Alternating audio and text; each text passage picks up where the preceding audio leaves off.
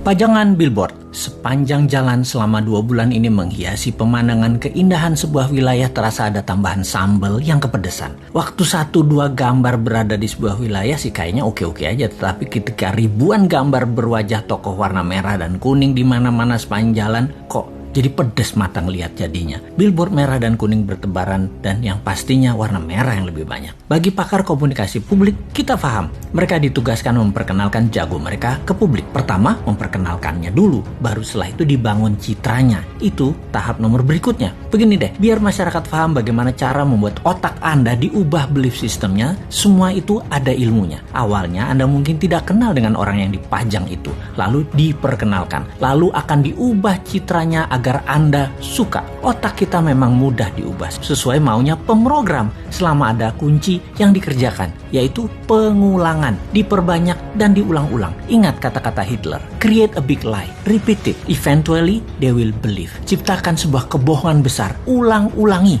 pada akhirnya mereka akan percaya. Sekali lagi, kuncinya adalah pengulangan. Jadi semua ini ada rumusnya dan hal ini bisa dipakai di produk sahabat atau di personal branding ketika Anda mau menjual diri Anda, apapun tujuannya. Salah satunya ingin jadi presiden. Rumus dasar promosi changing belief ini ada 4 step, di mana pikiran manusia yang ditarget tadinya akan diubah sesuai tujuan pemrogramnya. Yaitu 1, manusia itu unaware atau tidak kenal di awalnya. Kemudian 2, dia aware, menjadi tahu atau knowingness. Ketiga, likabilitas atau kesukaan.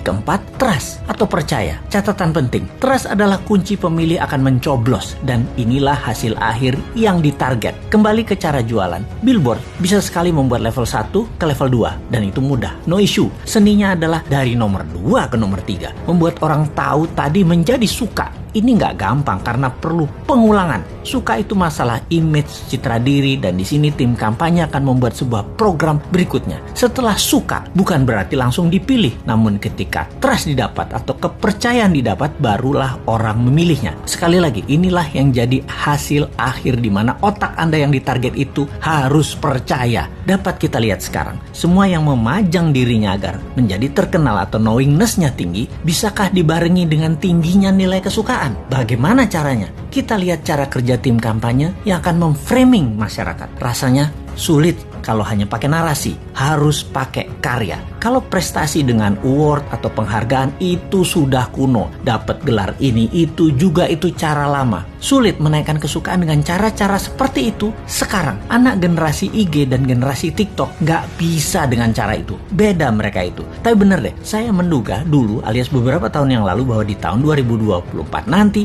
orang yang menang di dunia digital atau di dunia maya peluangnya besar untuk dikenal dan disukai. Namun fakta menarik, karena ekonomi tidak tumbuh seperti janji kampanye, maka dunia maya hanya bisa mencapai 80% populasi urban atau orang-orang kota dan hanya mencapai 36% di pedesaan atau daerah rural. Alias kalau di total 55% manusia Indonesia ternyata belum terjamah informasi melalui internet dan sosial media. Dalam 5 tahun ke depan, dari tahun 2019 ke tahun 2024, kalau ekonomi maju seperti target pejabat negara, maka perkotaan bisa mencapai 100% manusianya terjangkau internet dan 70% daerah rural, area pedesaan dan pelosok bisa mencapai 7%. Tapi hal ini tidak terjadi. Faktanya tidak tercapai. Maka spanduk, baliho, billboard masih jadi pilihan untuk membuat nomor 1 dan 2 dalam strategi pengenalan calon. Tapi 3 tahun itu masih lama. Bahkan orang yang disukai pada saat ini dalam 3 tahun lagi bisa jadi tidak disukai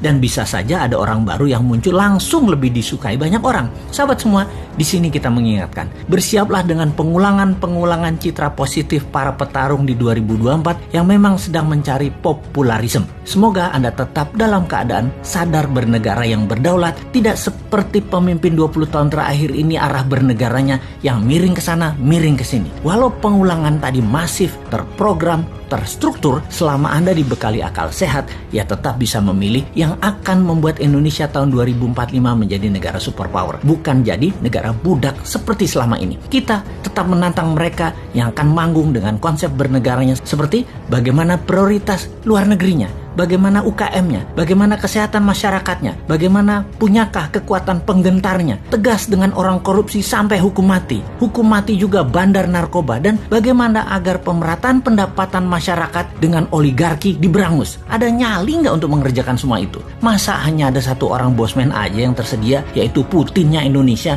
yang kayaknya sih lengkap konsepnya. Ya, gak pantas lah orang bodoh ngaku pinter itu untuk ikut menari di 2024.